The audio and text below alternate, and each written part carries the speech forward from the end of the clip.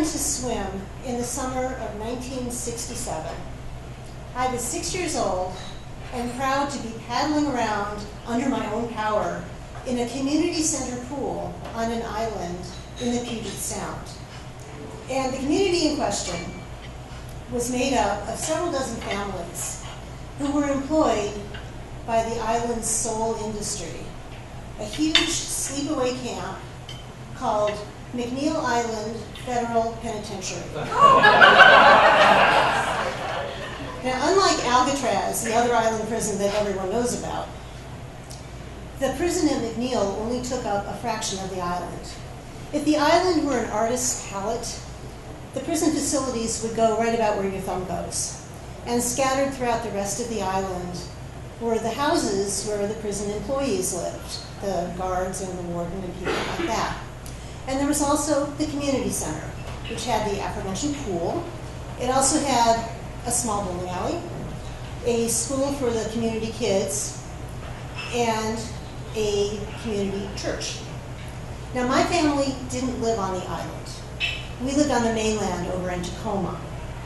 But we had community center privileges because my dad was the pastor at the community church.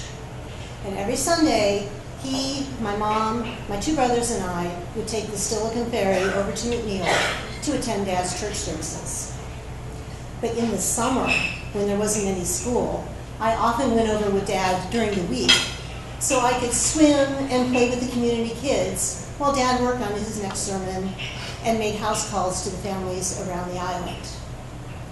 Now, Dad didn't have any responsibilities at the prison itself, but because his church members were employed by the prison, he had the use of a prison car and an inmate for a driver, so he could make his rounds around the island. And his weekday driver was an inmate in his late 50s named Ray. Ray's predominant color scheme was gray. Gray crew cut, gray eyes, gray khaki shirt and pants. And the first time that I saw Ray, I was really surprised that he wasn't wearing a black and white striped prison outfit with a ball and chain on his ankle, like they did in the cartoons. So my dad had to explain to me that real prison was different from cartoon prison. And he went on to explain that I didn't have to be afraid of Ray, because although Ray had once done some very bad things, he was in prison not to be punished, but to learn to be good again. And I wasn't afraid of Ray. Quite the contrary. I bonded immediately with soft, gentle Ray. He was the only adult I knew who talked to me like a person instead of at me. And beneath that gray exterior, Ray had a warm glow, like a sparkler just before it goes out. In my memory, I always see Ray in profile, because when he would pick us up at the McNeil dock, I would jump into the front seat next to him and stare up adoringly at his careworn face, while he would point to words and numbers on his clipboard and ask me to read them back to him.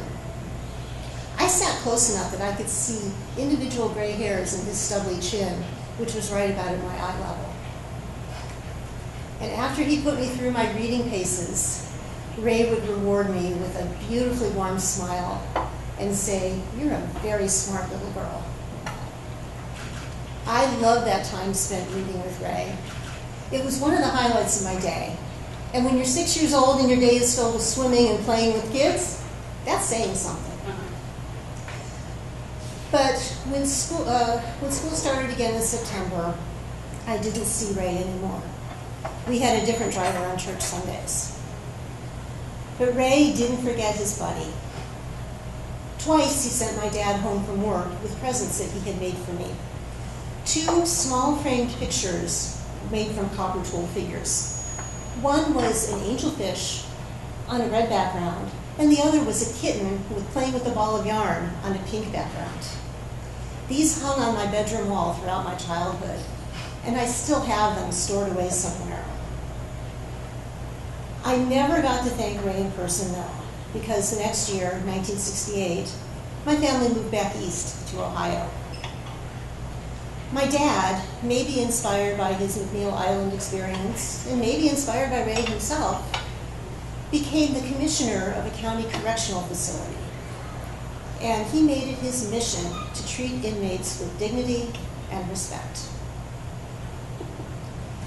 Then in the summer of 1974, when I was 13, Dad and I were watching TV one night, and a promo came on for an upcoming movie of the week. This one was a biopic about the FBI hunting down some Depression-era gangster I'd never heard of called Albert Carpus. Boring. But my dad perked right up. That's your buddy. Who the what now, Dad? That's Ray. Ray? How did that be Ray? This guy's name is Alvin something. The only Alvin I know is a cartoon chipmunk. No, that's Ray. His real name was Alvin Carpus, and he was a member of Ma Barker's gang.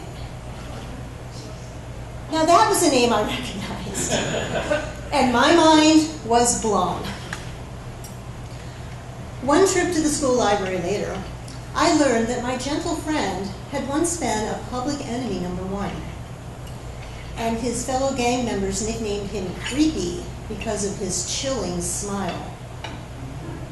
Among the very bad things he had done that landed him in prison were robbery, kidnapping, and murder. When fleeing from the police, Carpus often used innocent bystanders as human shields. And he was so notorious that when the FBI finally did track him down in 1936, he was arrested by J. Edgar Hoover himself. Carpus went on to serve 26 years at Alcatraz before he was transferred to McNeil Island 5 years before our paths crossed on the ferry dock. The more I read, the more repulsed I was. There was no way that this ruthless criminal was the kind, gentle older man I had literally looked up to. I dug out my 2 pictures and I stared at that angelfish and that kitten for a long time, until I remembered what my dad had told me when I was 6. People went to prison to learn how to be good again. And in my opinion, Ray had done just that.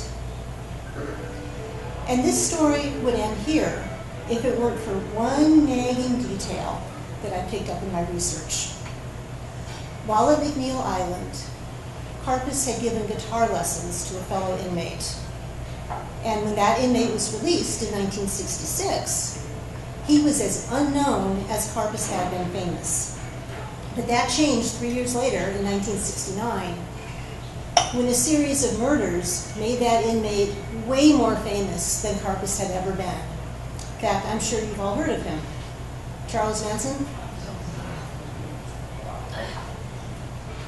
To my 13-year-old self, the contrast between these 2 men was as cartoonish as black and white prison stripes.